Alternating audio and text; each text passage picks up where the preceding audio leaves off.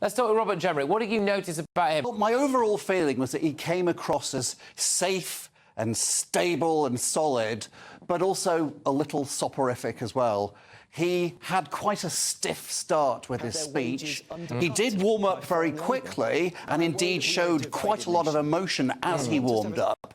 But he also showed a couple of other things as well. He showed that he desperately wants this job, and he also shows that he has not just a focus on immigration, but a bit of an obsession with it. What did you think about Kemi, then? She also had quite a slow start with her speech, but suddenly she started driving the Ferrari very fast indeed, sometimes almost too fast.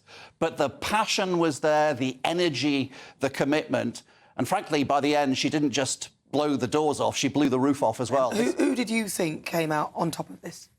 If it was a boxing match, I think it would have been stopped after the 7th or 8th round. Why?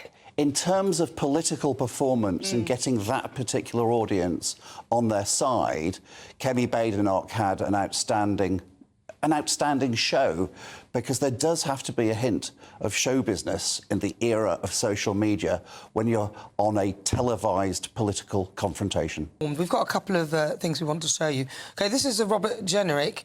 That we end the drama. Let's end the drama. We've got to end the drama. So, Graham, do you think he would have rehearsed that line? That was the agreed buzzword or buzzwords prior to the debate. He would have honed and rehearsed that line for a period of years, not necessarily months. I mean, for me, a political TV confrontation is about three things. It's about legacies, lines and likeability.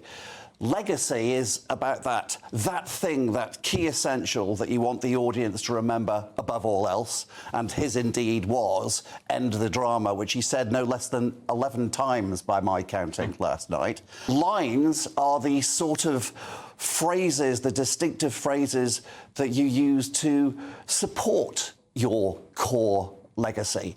Now, Kemi's core legacy was it's not about right or left, it's about right or wrong. Jenrick had some fairly generic phrases to support his legacy, like, it's time to get serious, I'm for leave. Yes. There's always just that hint of, well, ChatGPT poured into a Savile Row suit with Robert Jenrick. What do you think? Whereas Kemi's phrasing, a lot more personal, a lot more distinctive. When she was asked about whether Nigel Farage should be made welcome back into the Conservative Party, she said, although we're a broad church, we won't invite a new guest into the church whose declared aim is to burn the church down. Yeah, that was quite good. I did enjoy that line from Kemi. Can we go back a couple of years to that? Do you remember that power stance that Theresa May, Cameron, Osborne all used, the two legs apart in a very bizarre... I don't know what they were doing. Weird. What was that? And B, why have the Tories ditched it?